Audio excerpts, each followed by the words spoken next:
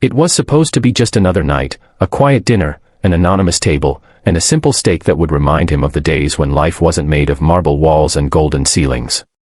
But as Aaron Vale sat alone in that dimly lit corner of a small-town restaurant, dressed in a plain jacket instead of a $1,000 suit, he didn't know his entire life was about to change, not because of the meal, but because of a handwritten note slipped across the table by a trembling young waitress. If you believe in kindness, humility, and second chances, please take a moment to like, comment, share, and subscribe to Kindness Corner, where true stories of the heart remind us what humanity still means. Aaron Vale was the kind of man the world rarely saw smile. Once a bright, hungry college student from the wrong side of Chicago, he had built an empire of luxury hotels that now stretched across continents. But behind his billions and carefully polished grin, there was a loneliness that never left, the ache of losing his wife, Evelyn, to cancer 3 years ago, and the guilt of never being there enough when she needed him most. Since then, nothing, not the money, not the applause, had filled the quiet hollow in his chest. So, once every few months, he would escape.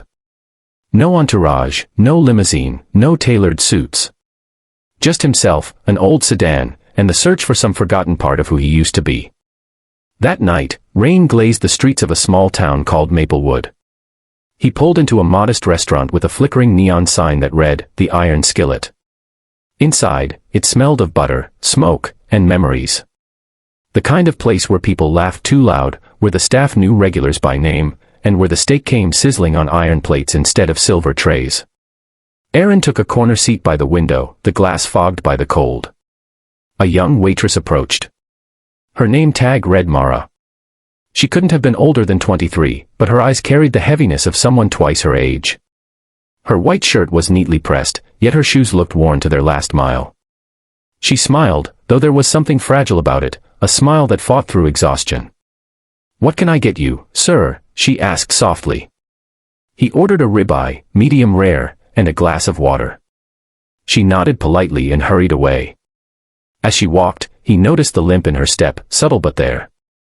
A tired rhythm that didn't belong to someone so young. When Mara returned with the meal, Aaron caught glimpses of her glancing toward the kitchen now and then, as if worried about someone watching her. Once, she brushed a strand of hair behind her ear and whispered something under her breath, her face pale as she stared at a text on her phone. Aaron didn't mean to care. He'd spent years numbing himself to the noise of the world, to other people's pain. But something about the tremble in her hand as she poured his water, something about the way her eyes avoided his, it stirred a memory. His wife's eyes, years ago, the night she told him she felt a lump in her chest and he brushed it off, promising they'd deal with it later. That guilt had carved a permanent shadow in him. Halfway through the steak, Mara returned with the check. But instead of walking away, she hesitated. Her hand, shaking slightly, slid a folded piece of paper beneath the receipt. "Thank you," she murmured, her voice almost cracking. And then she walked off, quickly disappearing into the back. Aaron frowned, unfolding the paper. Inside, in hurried, uneven handwriting, it read, "If you're not who I think you are, I'm sorry. But please, if you have any way to help, my little brother needs surgery tomorrow, and they're going to cancel it because I can't pay the rest of the bill. I've tried everything. I'll lose him. Please forgive me for asking. Mara."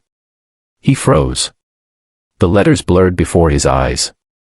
It wasn't the plea itself that hit him, it was the desperation behind it.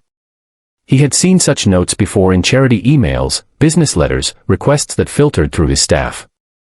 But this was written by someone who looked him in the eye while holding back tears. Someone who didn't know he could buy the hospital itself if he wanted. Aaron folded the note back, heart pounding. He rose quietly, paid the check, and left without a word. Outside, the rain had stopped, and a thin fog curled around the street lights.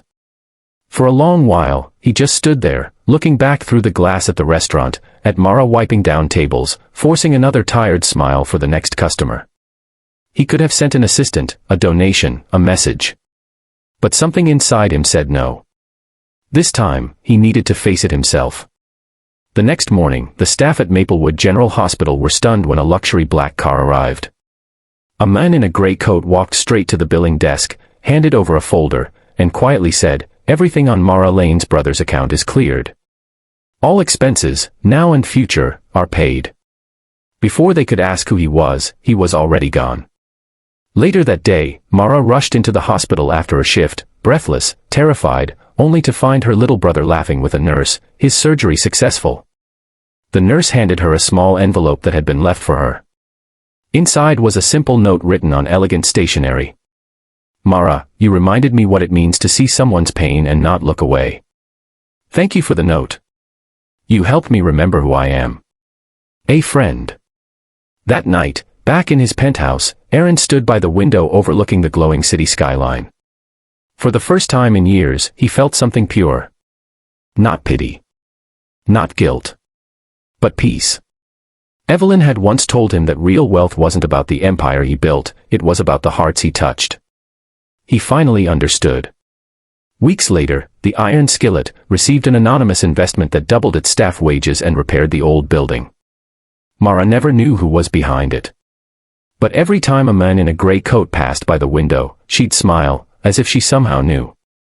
If this story touched your heart, if you believe that even the smallest act of kindness can ripple into something life-changing, please take a moment to like, comment, share, and subscribe to Kindness Corner to help more hearts find stories that heal. Special request, before you go, comment below, kindness never hides. Because sometimes, even a billionaire needs a waitress's note to remember what truly matters.